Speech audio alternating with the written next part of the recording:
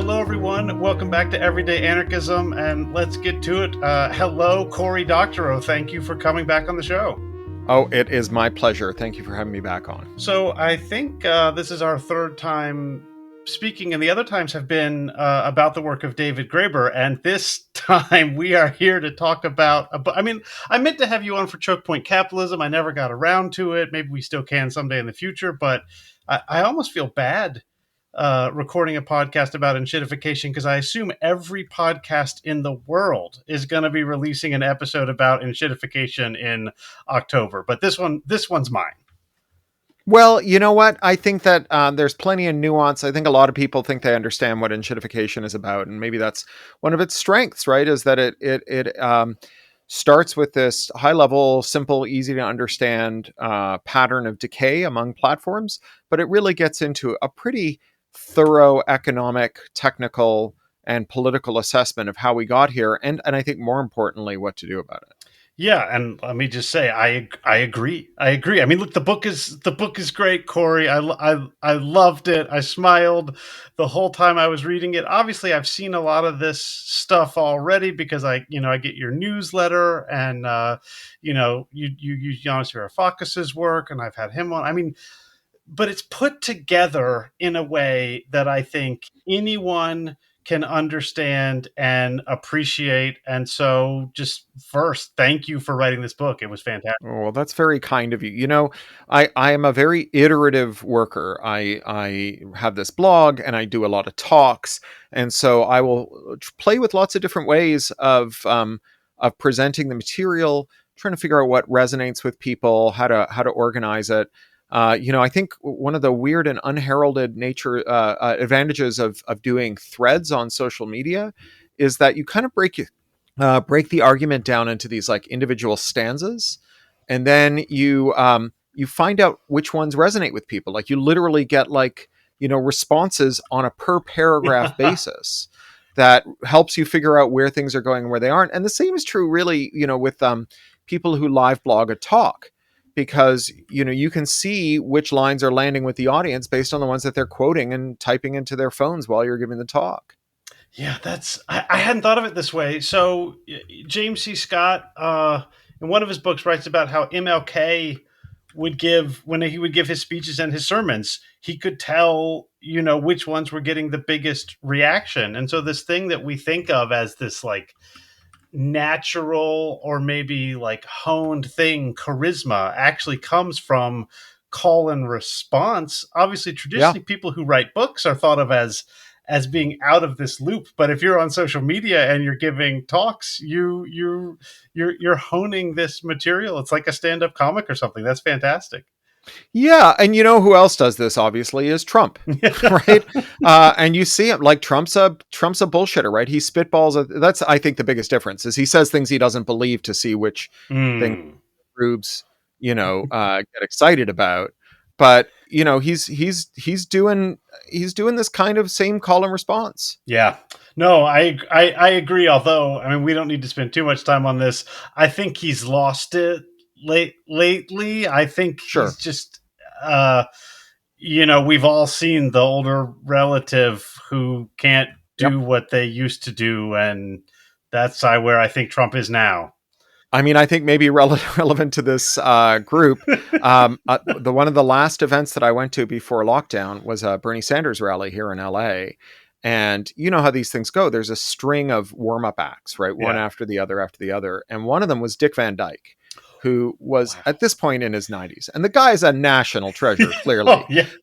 But he thought that he was the last act before Bernie came on. So he's like watching the wings and watching for Bernie to step up, and Bernie's not stepping up, and he's a trooper. So he starts spitballing. He's like vamping to give Bernie time to make it to the stage.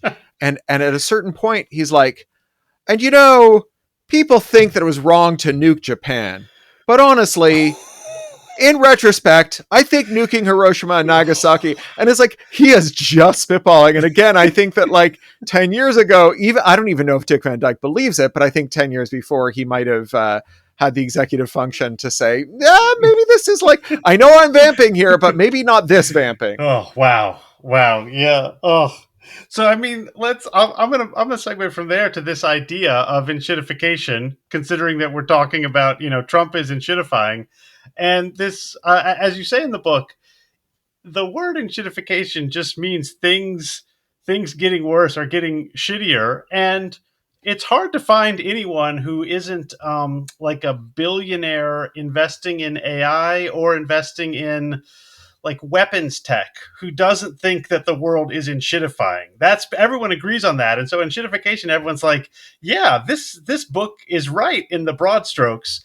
Can you, for anyone who hasn't listened to one of the 1 million podcasts where you've explained enshittification, take it to the next level and explain how platforms enshittify? And you can pick any of them. I mean, you've Sure. done almost all of them in the book. Well, I will gently correct you, because while I'm happy to have people use enshittification to mean things are getting worse, I don't want that to be the only thing that it means. It does have this precise technical meaning that I've assigned to it as well. I'm never going to scold you for using it colloquially. English, its great strength is that it doesn't have any official usage. Well, I mean, let me just say the fact that people know that everything's getting worse lets you say, and do you know why enshittification is happening? It's not just, Indeed. oh my God, why things are getting enshittified. Right. It's this is it. So tell us what it is. So, enshittification is a thesis to both describe how platforms go bad, and also to explain why they're all going bad now, and finally to propose a remedy to do something about it. And so it's a pretty complex and nuanced technical set of ideas, but I'll give you the very top line, and I'll use an example here. So the pathology of enshittification, the pattern of platform decay, starts with platforms being good to their end users and then finding a way to lock those end users in. So you have Facebook, for example, which when it opened up to anyone in the world and not just people with an American college email address with a .edu at the end of it in 2006, made this pitch that was like, look, I know you've already got an account on MySpace, but MySpace is full of ads and the evil billionaire who owns it, Rupert Murdoch, he spies on you all the time. Come to Facebook. We are the platform that will never ever spy on you. And all we will do is show you the things that you asked to see. And we'll never put things in your feed that you never asked to see. So people flocked in, and they also locked in because with social media, we get locked in by something called the collective action problem. And, I think anarchists understand this, right? You love your friends, but they're a pain in the ass. You can't agree on what board game the 6 people in your group chat are going to play this weekend. So when there's 200 of you and you're all on Facebook, and some of you are there because, you share a rare disease and there's a support group there for you, or that's where the people who live in the country you emigrated from are keeping in touch with you, or it's how you keep in touch with the parents in your kids' little league and plan the carpool, or it's where your customers or your audience is, it's very hard to convince all those people to go. So you have this collective action problem. And because those relationships are so valuable to you, you've got a high switching cost. You have to give up a lot to leave Facebook. And Facebook understands this. So it's time to move on to stage 2, which is making things worse for end users in order to lure in business customers. And so Facebook, understanding that it's hard for you to leave now, starts to undo the deal that it had offered you in order to make things better for other groups. So they go to the advertisers and they say, hey, you remember we told these rubes we weren't going to spy on them? Well, we're spying on them from asshole to appetite. And for small dollars, we will locate with extreme precision the targets for your ads. And not only that, but because we're such, generous people, we're paying a building full of engineers to just police ad fraud. And if you give us $1 to show an ad to a specific user, that's the ad that we're going to put out, and it's going to be seen by that user. You're not going to lose money to fraud. And they go to publishers and they say, you remember we told these rubes we were only going to show them to the things that they asked to see. Of course, we were lying about that too. Put excerpts from your website onto Facebook, put a link back to your website. We'll just like non-consensually cram it into the eyeballs of people never asked to see it. And they will visit your website. They might subscribe to your feed. It's a free traffic funnel. And so the business customers pile in and they get locked in too. And this is something I think that is not well understood. I think a lot of people understood the platforms made things worse for their end users.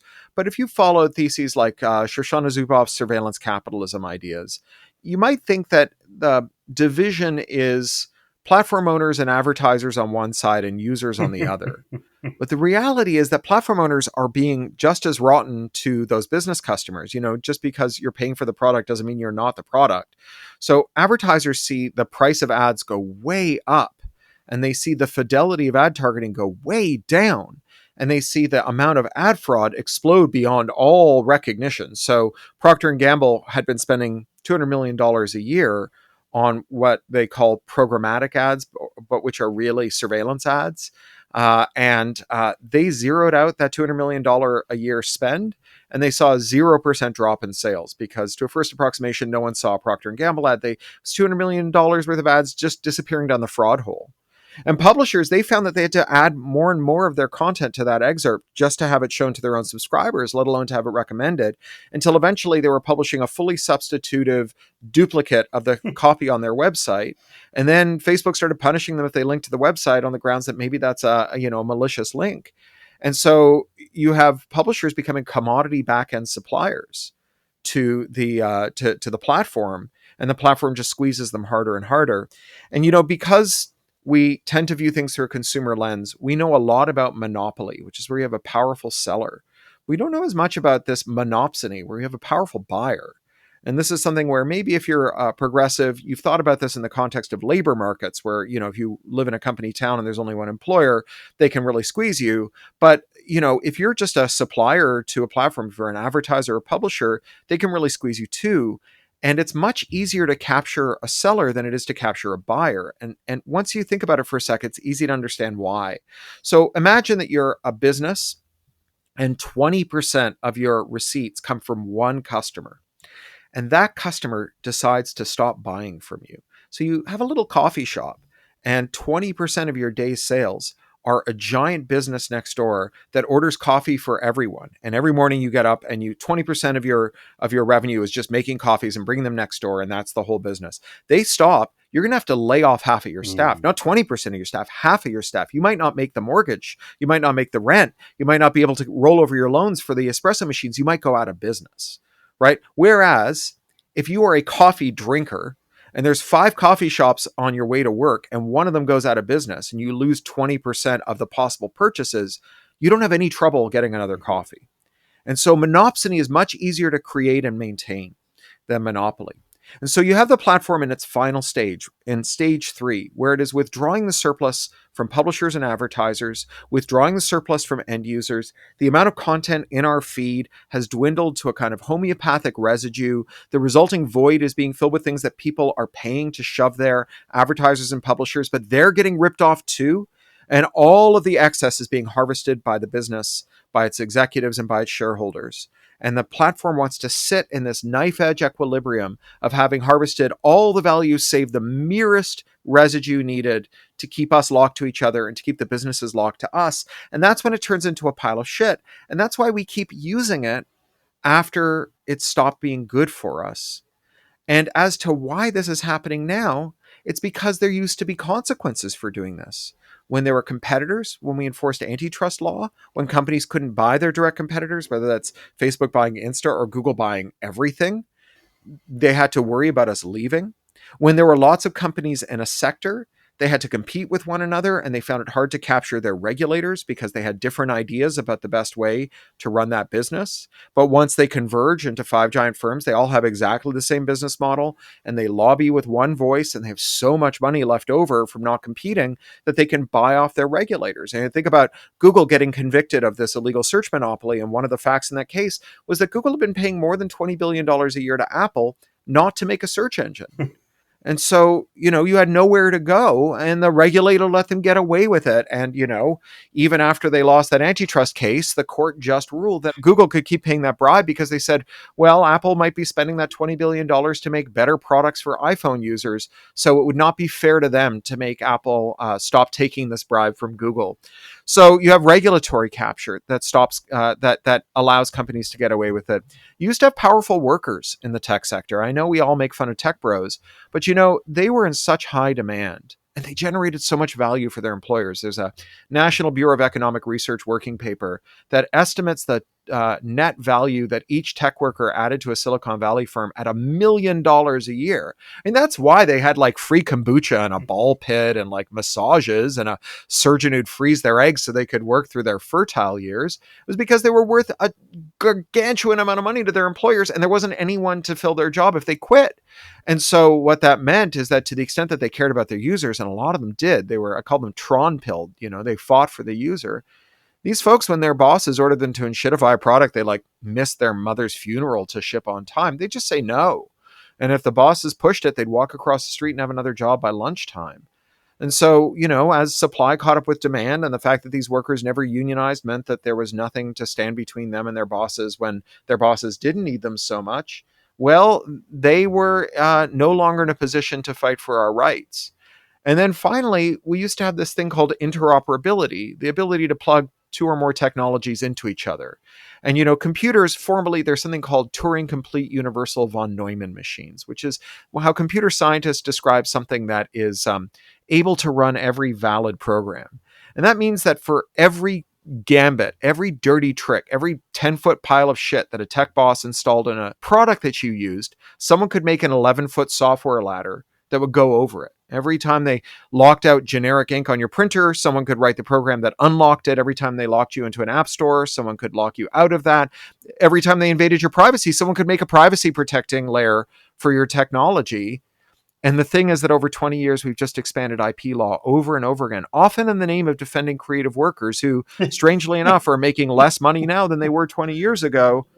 And that has meant that we don't get that interoperability either. And so really, this is not the iron laws of economics. It's not bad consumption choices. It's not the great forces of history. It's not the callow cupidity of evil tech bosses. It is the enshittigenic policy environment created by regulators, economists, politicians who were warned at the time that they took these decisions to weaken competition law, to expand IP law, to weaken labor law. They were warned at the time that this would be the consequence, and they did it anyway. And no one blames those guys. And part of the point of this book is to put the blame where it belongs so we can fix it, so we can restore labor rights, so we can restore competition, so we can block regulatory capture. We can do all of that. And, it may seem like we can't do that in America right now. Certainly Trump has fired a lot of the referees who used to keep our bosses honest when we were unionizing or trying to stop companies from monopolizing their sector. And I think Trump is making a category error here. He thinks the reason that we have laws that protect us, or the reason that we have protection, is because of the law. And really, it's the other way around. It was our own unilateral action, the formation of illegal unions, the undertaking of illegal boycotts, that caused this labor law, this consumer law to spring into existence. And, the labor piece from the National Labor Relations Act in the 30s, that was not just about protecting workers from bosses. It was about protecting bosses from workers. And, I'll give you two guesses as to which part of that law has mostly been enforced.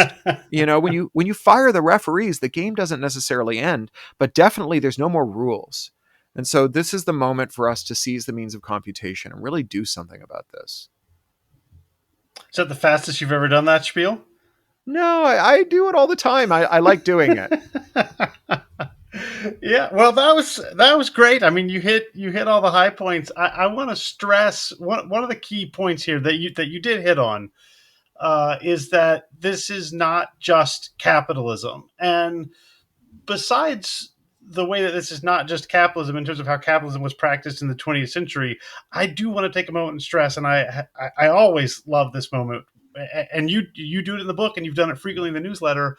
When we think about what capitalism was meant to be as described by people like Adam Smith, these so-called moral philosophers, they were trying to imagine a world in which no one could get richer just by owning something. And if you Yeah. ask someone what capitalism is right now, they're probably likely to say, it's the system in which rich douchebags just keep getting richer because they already own stuff. This idea of capitalism, I mean, I think it's probably been what it's always been. I think Smith was probably wrong. And I don't know if there was ever a big moment where Smithian capitalism and innovation flowed. But you've pointed out in this book the problem, and then Varoufakis's book Techno Feudalism is a great way of describing this. Is now if you own Twitter, you've totally enshittified it. You've taken all the value to yourself. You've locked users in. They can't take their data somewhere else. You can't get broken up because the people who would break you up are working for the Trump administration, and so are you if you are the owner of Twitter. And so you're just, despite being one of the most incompetent human beings of all time, sitting there and reaping the rewards of owning this shitty thing you didn't build. And people call that capitalism, and they call you a capitalist. But if a capitalist is someone who builds a product that people like and they buy that product, that you are not a capitalist. You're a feudal lord. How does that sound? Yeah, well, I think that you're getting at something that Giannis talks about in his book. Obviously, this difference between rents and profits. You know, rents are things that you get by owning something, and profits are things you get by making something or doing something. And it's funny because you if you evince this critique in among Germans, they will tell you that you're being structurally anti-Semitic. Which is just like, No. as a Jew, being told that by people with von in their name is very weird. But they're like, oh no, you can't accuse finance capital of being evil, and Oh no. parasitic, and saying that the real economy is the healthy one because that's what the Nazis did. Well, the Nazis also like the great outdoors. It doesn't mean that enjoying fresh air makes you a Nazi. And I do think that owning factors of production is what every capitalist aspires to, but mobilizing the factors of production is what capitalists are supposed to do. And while I take your point that there was never like a golden age, there was at least maybe a silver or a bronze age of this Mm. stuff. That because of the last gasps of antitrust law in the late 1970s and early 1980s, where we broke up AT&T and T and we nearly broke up IBM. We took IBM through a 12-year antitrust ordeal that really changed its corporate culture. And then later on, we did the same thing to Microsoft, where it went through this antitrust ordeal. And like IBM, it escaped, but it didn't escape unscathed. It was very hard on the company and on its executives. The first viral video was a deposition tape of Bill Gates just being nuts in his deposition and being like childish and petulant and just really cringe. And it went VHS viral. People copied the tape and handed it around. Everyone who Bill Gates thought of as a peer saw this video and witnessed his humiliation. And as a result, you just had this incredible dynamism. AT&T got broken up. Their decade-long project to block modems ended. We started to get lots of networked services, not necessarily internet services, but networked services where people were adding features to your phone jack without paying rent to AT&T. If you think about like AT&T innovations, it was stuff like caller ID, where it was $6.99 a month to find out who was calling you before you picked up the phone. That never existed for email, right? You can see who the email's from before you click it and open it. And that's not because there are email providers who wouldn't like to collect that rent. It's just because that is a technical matter. This open network doesn't have the locus of control that allows for that rent collection. And so we got dynamism because the only way you could do capitalism on the internet in those early days and network services was not by figuring out how to extract rent. It was by making better products, right? By poaching customers or by bringing in new customers who didn't know that they needed the internet, but you could make the case to them for doing it. And, IBM, after their 12-year antitrust ordeal, rather, they made the PC out of commodity components rather than out of proprietary ones because the DOJ didn't like it. They didn't make their own operating system because they know the DOJ really hated tying software to hardware. And so they hired this kid called Bill Gates, who had a friend called Paul Allen and who had a company called Micro-Soft. And they made DOS. Actually, they bought DOS from someone else and sold it to IBM. And then there was this great anarchist technologist, a guy named Tom Jennings, who Among other things, he founded a dial-up network called FidoNet that let different BBSs talk to each other. If you're an old BBS person, you'll remember FidoNet. He was a really key agitator during the AIDS crisis in San Francisco, and he published a zine called HomoCore. He was also a software engineer. And his employer, Phoenix, paid him to reverse engineer the Phoenix ROM, or the IBM PC ROM, which was the thing that made an IBM PC able to run IBM PC software that worked with Microsoft. So he went into a clean room and he reverse engineered the PC ROM. They made the Phoenix ROM, and that's where you got Dell and Gateway and Compaq. And IBM did not turn them into radioactive rubble because they were afraid of the DOJ coming down on them for being anti-competitive. And then, Microsoft turned into IBM. They crushed Netscape the way IBM crushed so many companies. But then the DOJ got involved with them, and Bill Gates was so scarred by it that when Google came along, they didn't do it to Google. So there was this incredible dynamism. Companies rose and they fell, right? When the cupidity, the greed, the short-sightedness, the rationalization of tech bosses led them to worsen the things that we relied on, we weren't stuck with them. We went somewhere else. Their businesses failed. The smart ones didn't do it because they feared the consequences. And that was a better age than the one we're in now. And look, if you love your comrades and want to fight to change the system entirely, the less predatory behavior from these platforms that they have to tolerate, the more spare resiliency they'll have to give to this project of a root and branch change of the system. Right now, enshittification, regulatory capture, lack of interoperability, weak labor force, it's doing terrible things to the people you love, right? If you're a nurse these days, chances are you're a contract nurse. Hospitals avoid staff nurses because they want to do union avoidance. And contract nurses used to be staffed through local labor agencies. There'd be 2 or 3 in every town. Now they're staffed through 4 giant apps, each of which calls itself Uber for nurses. And because there's no privacy law, before the nurse gets a shift, the app looks up the nurse's credit history. And if they're carrying a lot of credit card debt, they get offered a lower wage on the grounds that they're probably more economically desperate and willing to take that wage. And look, nurses are the front lines of the struggle for justice in lots of ways. For one thing, they're keeping the rest of us alive and healthy, but they're also fighting for better wages, patient rights, all of those good things. And the nurse who drove Uber till midnight last night and skipped breakfast this morning to make rent because of this wage erosion through algorithmic wage discrimination, that nurse does not have a lot of spoons left over to help fight those other fights. And that's not just bad because maybe that nurse is inserting your catheter, but it's bad because that nurse is your comrade who's going to help you fix the world.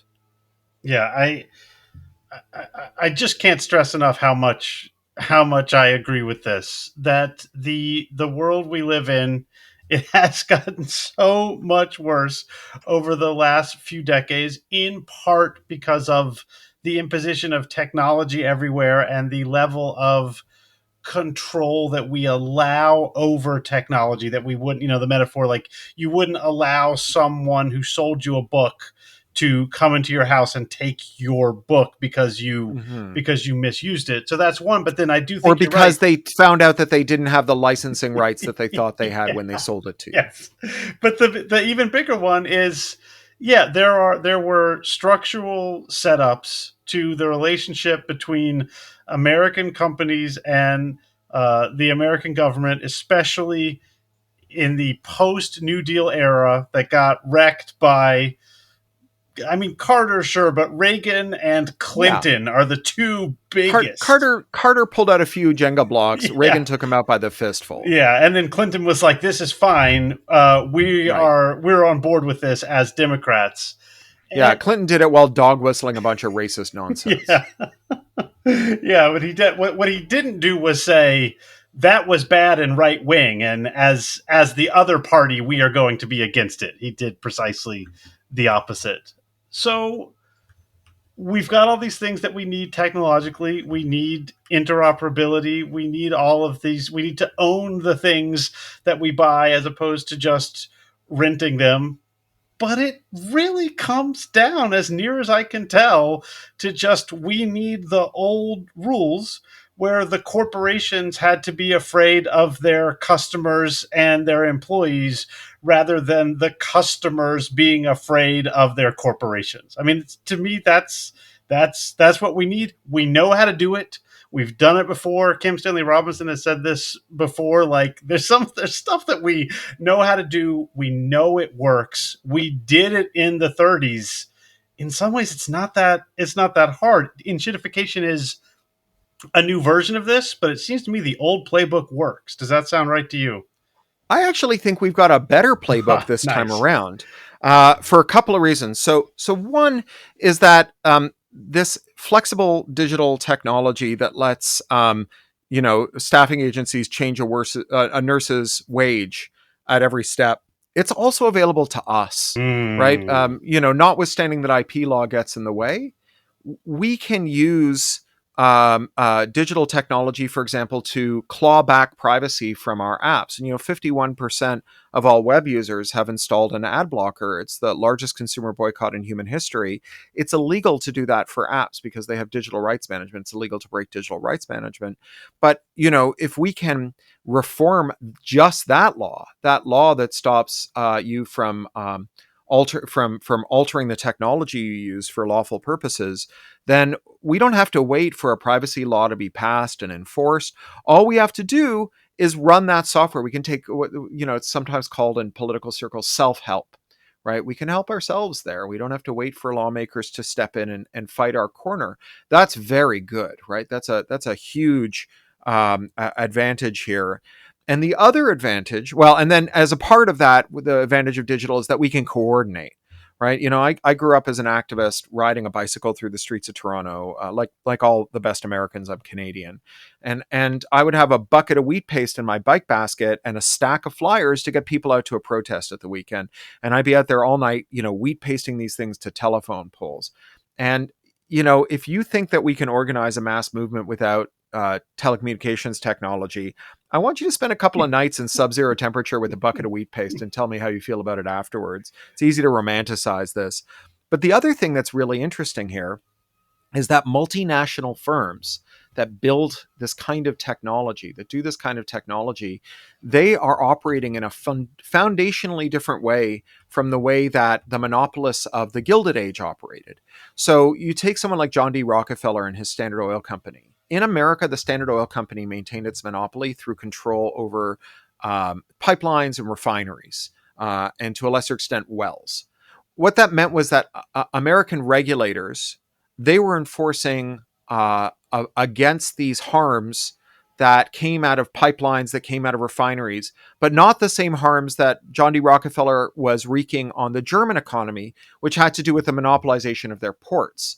And so while they might have had a common enemy, they didn't have a common struggle. Right? They had a completely different set of struggles, completely different set of fact patterns. If you successfully prosecuted John D. Rockefeller in Pennsylvania, that wouldn't help you do it in Munich. But when we look at the tech companies, they're doing the same scams everywhere, right? The thing that a tech company does in Germany is the same as the thing that a tech company does in Ghana, and it's the same that a tech company does in Canada and in the U.S. And you've seen an enormous amount of work by these companies, or by these regulators rather, where they're collaborating across borders, where you get a successful case built in the United Kingdom, the EU picks it up and runs with it, and then that is taken to Japan and South Korea and used there. And so you can build these, forgive me, coalitions of the willing, right? Where different regulators from different countries can work together. I think we're gonna have to explain Coalition of the Willing sooner or later to For our your younger younger listeners. readers. Yeah. Yeah. But that'll be for another day. Cory, thanks so much for coming on. I know Oh, you don't thank have much you. time. Anything else you want to say before I let you run away to another dozen podcast interviews? Yeah, well, that's exactly what I'm doing. I'm getting in my car and driving over to the Headgum Studios to talk to Adam from Adam Ruins Everything for his podcast. No, thank you very much for your interest, and thank you, to my fellow leftists for not just reflexively saying, "Hey, this is just capitalism. It's a distinction without a difference." Thank you for putting in the time to understand that there is a real substantial difference here, and that it is a difference that means something to the people you love and that you want to work with to change the world. Yeah, Thank you, Corey. Thank you. Thank you.